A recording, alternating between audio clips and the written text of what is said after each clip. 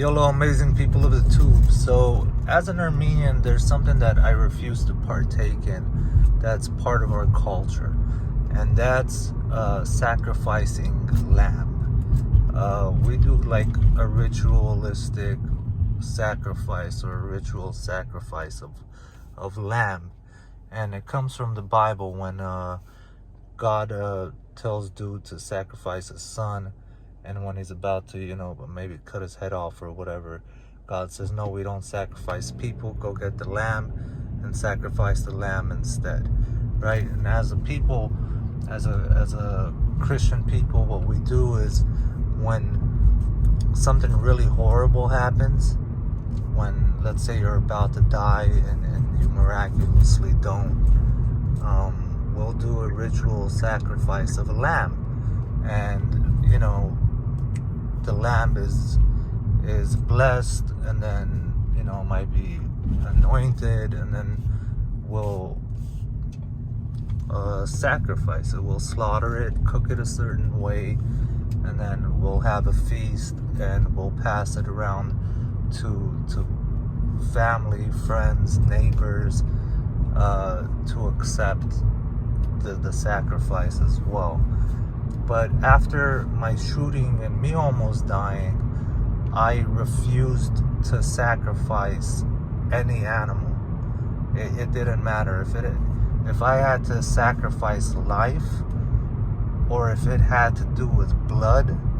I made a pact with myself that I'm not gonna take part in it in a ritualistic way, right? Because I eat meat, right? Like we all eat meat.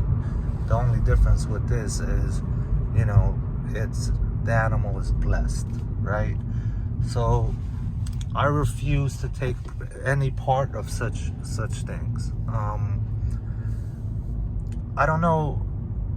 I've noticed that this isn't something that people do in America, but I know it. People did do it in America because we even have the word like sacrificial lamb. So people used to do that over here. It just, that kind of faded away. I don't know if Catholics do it. I don't know if other religions do it or whatnot. But as an Armenian people, this is something we do. It's not something that happens often. It's actually pretty rare that it happens. But it does happen. I have a family member that was in the 1990 war in Armenia. And something he refuses to do is to go to, so basically like when we bury somebody, after the burial we go to have a gathering or a feast to remember the person that's lost. It's like mourning the person, right? And he refuses to do those. So we'll do it right after someone is buried, and then we'll do it 40 days after the day he's buried. Again, people will gather in mourning and to mourn the person and to just remember the person, right? And he refuses to do those. And I had this conversation with him actually at a funeral when we were burying someone actually pretty young.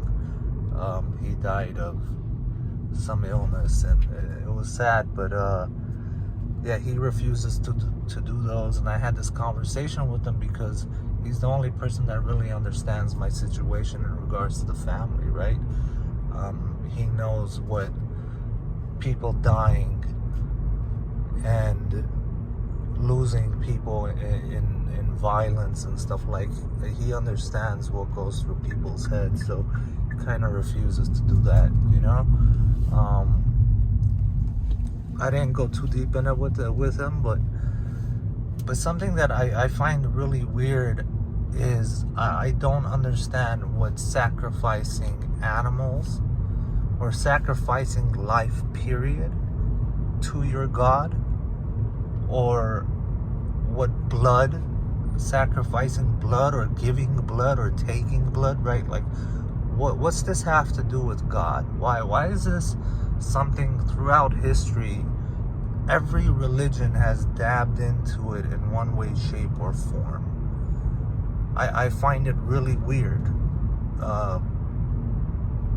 even as a Christian nation, like, it's kind of weird, right? Like, I don't know, man. Sad taking life for your God, like the blood thing. I don't get it. I just don't get it. And I refuse to do it because, yeah, I shed enough blood. You know what I'm saying? Like, I lost enough blood and shit. Like, I'm good. I'm good. I sacrificed enough, you know, of myself that I don't need to sacrifice anything else. So, yeah, I'd love to hear you guys' thoughts on this. Hit it in the comment section. Maybe I'm wrong. Maybe other cultures do it. Maybe you guys are more versed in the history of this in regards to America and stuff. So I'd love to actually read the comments about this. But you guys have a wonderful night. So solo yolo bolo. You guys be safe and stay blessed.